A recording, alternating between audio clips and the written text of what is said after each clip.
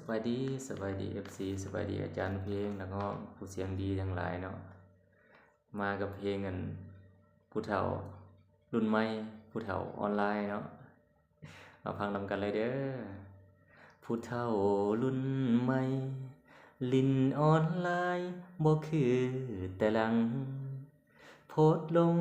ท่านอนท่านั่งไล่สดปังเสียงสั่งFCเป็นตาเงึดหลายเท่ายุคใหม่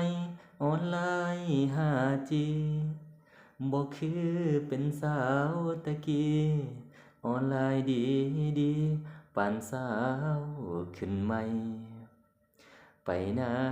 ไปให้ไปหาหน่อไม้ดำนา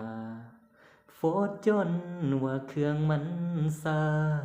ยินลาวว่าอยากได้เครื่องใหม่ลูกสาวลูกสายของลาวบ่เคยขัดใจออกสมาร์ทโฟนรุ่นใหม่จัดตามใจเป็นยายมือถือผู้เฒ่าขี้ดื้อเฮ็ดทรงคือวัยรุ่นนำเทรนเรื่องใดยายลาวก็เห็นติดตามเทรนข่าวสารเมืองบ้านลำเลืองอยู่ไสยายก็ตามไปไล่โสดหน้าห้านสร้างเสียงหัวสุขสำราญให้ลูกให้หลานติดตามยายแน่